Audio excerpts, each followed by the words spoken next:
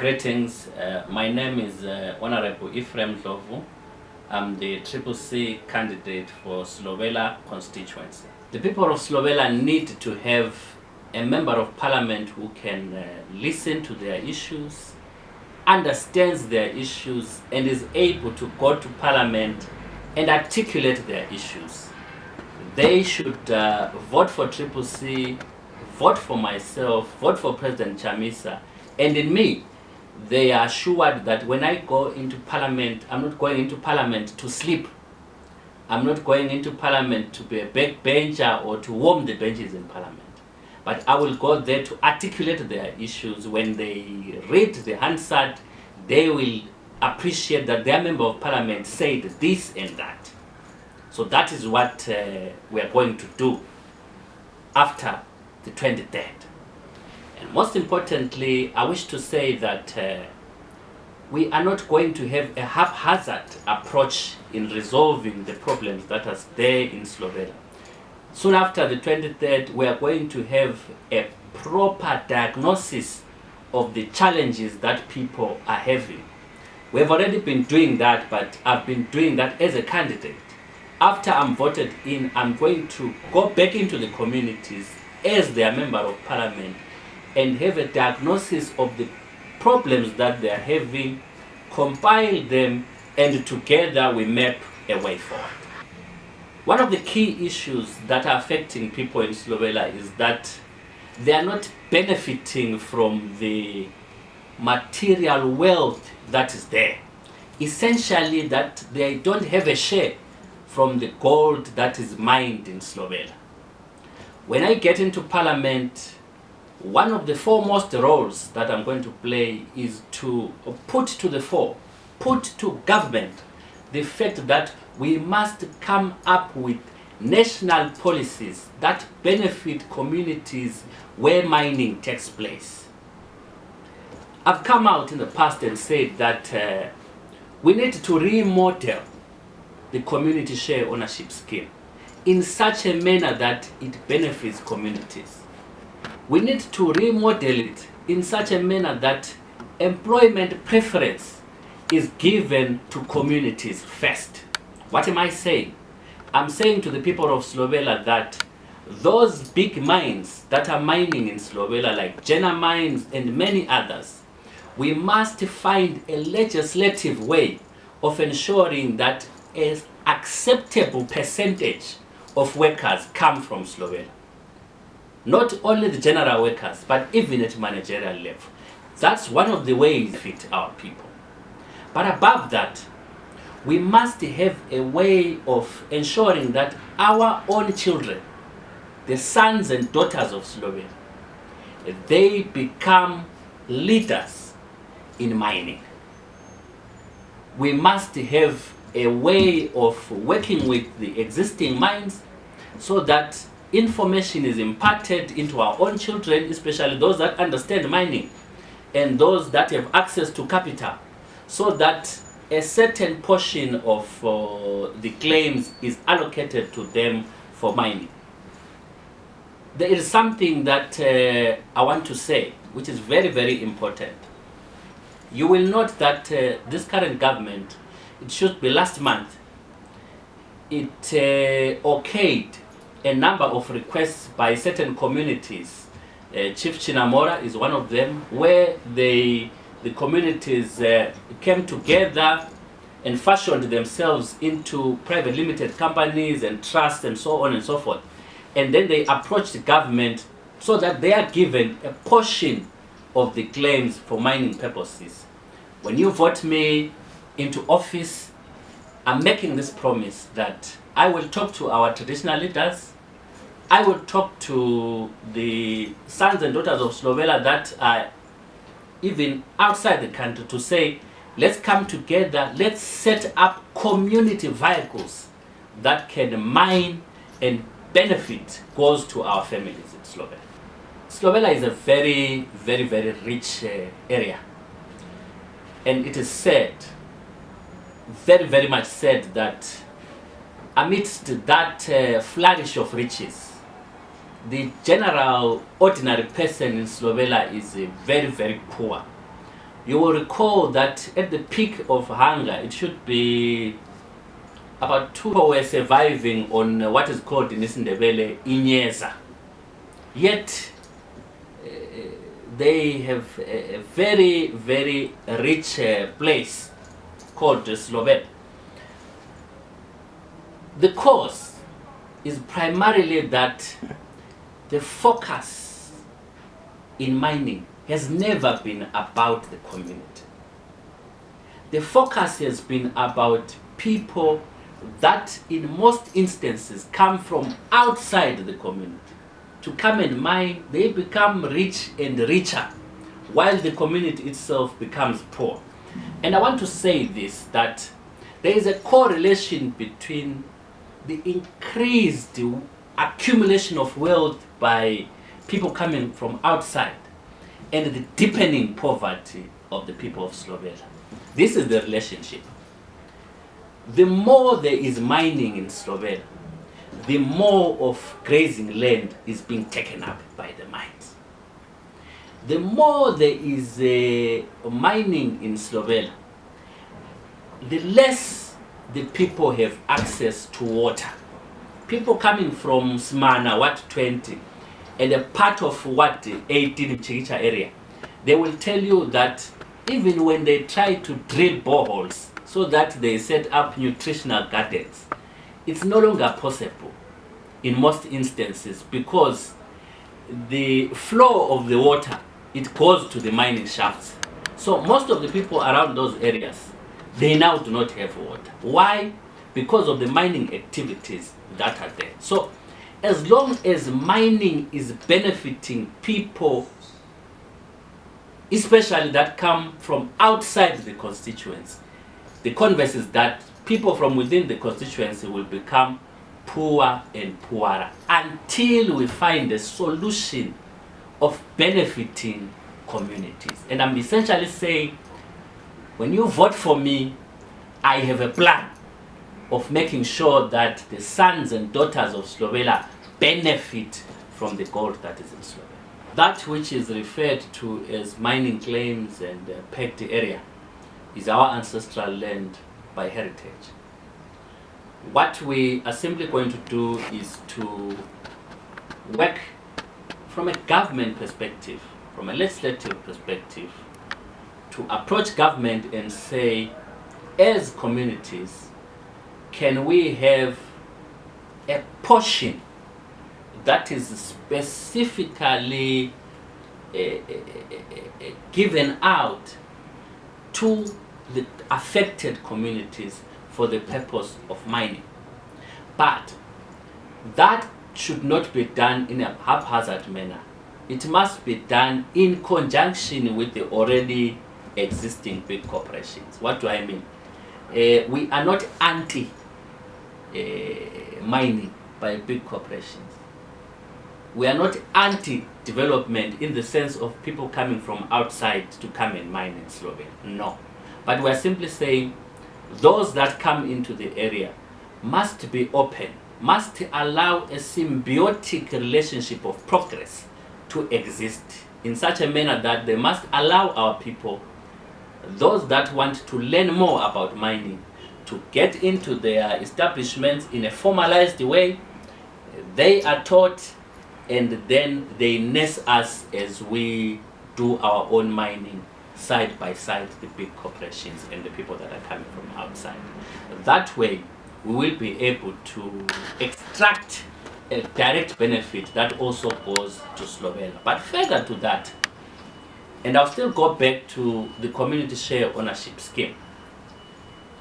The community share ownership scheme is a direct legislative way in which money that comes from a particular area can be extracted directly. For instance, Loreto District Hospital, where I was born, does not have an ambulance in the sense of that vehicle that we know to be an ambulance. Yet, I can assure you that that Loreto Hospital is sitting on top of kgs and kgs of gold. and it is surrounded by persons and corporations that are mining kgs and kgs of millions of gold. If we have a working governmental scheme that promotes community ownership, it would allow a certain percentage to be extracted from that which has been mined in Silobela, and that money is directed to development. And one of the ways in which we can develop and assist the communities would be to take that money and buy an ambulance for Loreto District Hospital, to take that money and buy electricity equipment to ensure that the people of Sunganai have electricity. That amount of money can be used to buy and building material. And we built a classroom and a teacher's cottage at Stimulwazi Primary School in 25.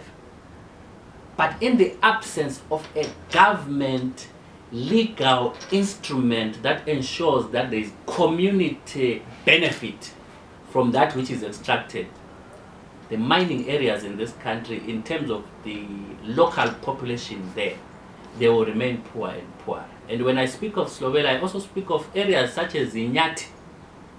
I also speak of areas such as Marange. I also speak of areas such as Shurukwi. As long as we don't have a government policy that says from that which is mined, communities must benefit in a direct way, we will remain poor amidst riches, which is unfortunate and dire. The state of infrastructure in Silobela is very bad. Actually, you will note that Silobela is actually known for the poor Kwekwengai Road. When you talk about Silobela, people will tell you, you come from Silobela where there is that Kwekwengai Road. So it's known for its poor roads. But I want to say this, that what you see in the Kwekwengai Road is just a tip of an iceberg. There are actually worse off roads in Silobela, but it's just that they are not within the media space. The road from, I don't want even to refer to it as a road. The pathway that connects Japewa and Maologosho, it's a disaster. The stretch that connects Donsa Primary School to Donsa Dam Primary School in Ward 29, it's a disaster. The pathways that connect TM area and a place called Mdujane area in Ward 27, it's a disaster. The roads that you find at Kotamai, the pathways there that are being used by motorists, it's a disaster. Actually, the state of the infrastructure that you find in Silobela at the moment is a massive disaster and a massive disgrace to the people of Silobela and the people of Zimbabwe as a whole. The state of disaster when it comes to the road network system in Silobela is capable of being resolved. Why do I say so? It is capable of being resolved in the sense that a government that is people-centered, a government that is development-oriented after the 23rd must attend to that road as a priority. The government of Advocate Nelson Chamisa has already come out clear that top of the priority would be the rehabilitation of the road network system. And at every juncture where I've met President Chamisa, even when he came to Silobela, I emphasized to him that when we take over government, we must prioritize the rehabilitation, the mending, and the upgrading of the Kwekwe Nkai road as one road amongst the many other roads that ought to be rehabilitated in Silobela. So, a responsible and responsive government prioritizing road network will attend to the Silobela road. But further to that, from a legislature's duty, it is the duty of the Member of Parliament to make it his chorus when he goes into Parliament, to say it continuously to government, and to hold government accountable and ensure that the issue of the bed road is painted all over the Hansard, volume after volume. The Member of Parliament must ensure that he puts this issue beyond any deaf ears. Let everyone know that the road in Silobela is bad. And what is even shocking is that if that road were to be fixed, it would become actually one of the shortest routes in which one can access the Victoria Falls. So it is a strategic route. And more so given the mining activities that are there in Silobela. It is very strategic and very economic from a broader macro sense to fix that road, because a lot of economic activity flows from Silobela. You will remember that one of the reasons why our forefathers and our fathers went to war,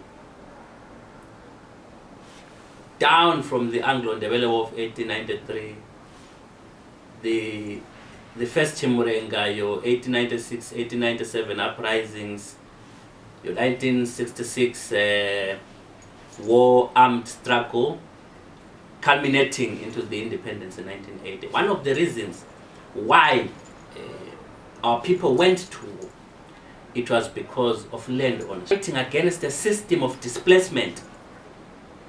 And in Silobela, we have a real issue of displacement. The people of Gobo and Ruya in Ward 19, my people, the people of Gobo and Ruya in Ward 19, were displaced from the Central Estates, what they refer to as Sendere, by the Smith government. And they were sent in a gruesome way to go and stay where they stay now, in Ward 19 Silobela. But that Smith government compensated them with an irrigation scheme. Why? Because as at the time when they were resettled to Silobela, other communities had taken up most of the land for grazing and farming. So they had little space within which to carry out their farming activities. So to supplement that, the Smith regime set up an irrigation for them, what is known as the exchange irrigation in Silobela. They have been smallholders of the various land portions there, and they have been farming there as they please. And actually in times of drought, 92, 2002, the entire of Silobela had to go and survive from the process of that irrigation. Of recent late, we learned that an unclear scheme was coming, wherein they were being told that they were now to be directed as to how they must farm and as to what they must farm. And that actually they were now supposed to be wheat producers. And they were no longer going to be individual owners of the various land shares there, but that they were going to be partners, and they are going to be given monetary proceeds after the wheat has been sold. We, together with them, from a lawyer's perspective, we sought for clarifications and questions as to what kind of scheme is this? What's the nature of this that wants to transpire? And we have not been given clear answers. But because of the agitation, the lobbying that we put up, that has been in a silent way, it has been halted. And we know it has been halted because we are fast approaching the electoral season. But what we're simply saying is that the Gowo-Ruya irrigation scheme must remain within the hands and the control of the people of Gowo and Ruya. It was compensation given to them by the Smith government because of the fact that they had been displaced. Let them have ultimate control of that scheme. It is even possible to have the portion of land that they were given by the Smith regime, to have it surveyed and they be given presidential deeds of grant, so that the people of Gowo and Ruya will have absolute control of that irrigation scheme. The state of social services in Silobela is very poor, and in some instances is close to none. People have to go to Kwekwe to get birth certificates. People have to go to Blawayo to get IDs. And where efforts are there from the relevant ministries, for instance, for them to get IDs at BP, the people from Silobela will tell you, the locals there, that there is a time where for 2, 3, 4 months you are told that you can't get an ID at BP because the camera is dysfunctional. So at the end of the day, you would find that the state of the social services that the people need is almost impossible to get that locally. You look at issues to do with the hospitals, very poor. People can't access good health care because for most of them the hospitals are far from where they live. I want to give an example. A person from Mkhuhlane area in Ward 19 and Ward 29 Donsa, who stays at Ngazimbi area, right at the edge, on your way to Kwekwe. If they are pregnant and they are going for regular checkups, they have to go to Donsa Clinic. That is over 13, 14 kilometers. So you would imagine that a pregnant woman has to walk all those kilometers to try and access healthcare.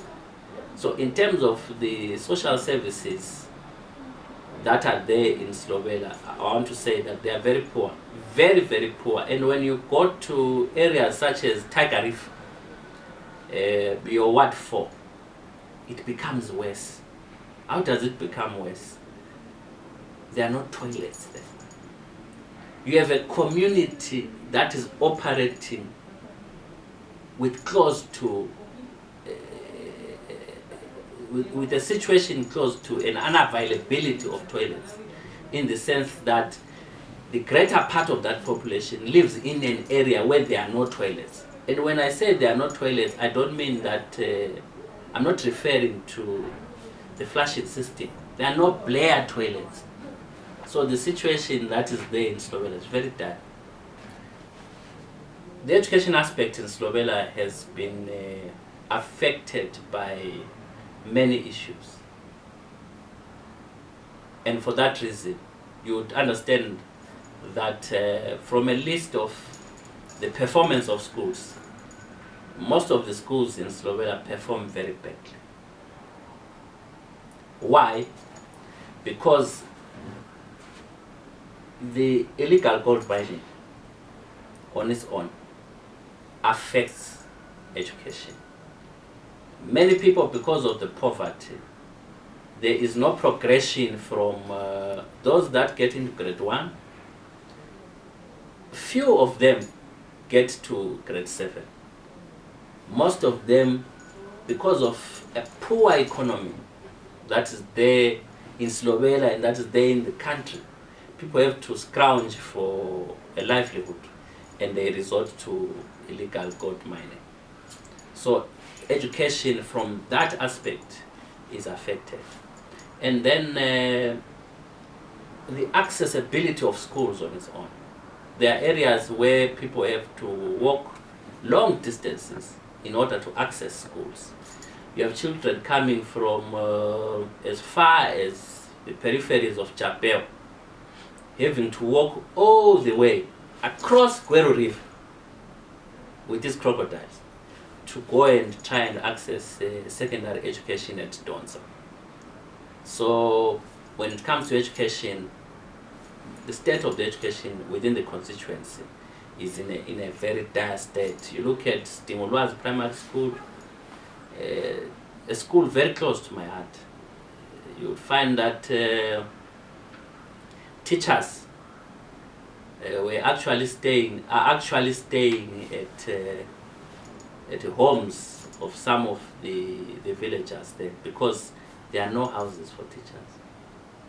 The classrooms are not adequate.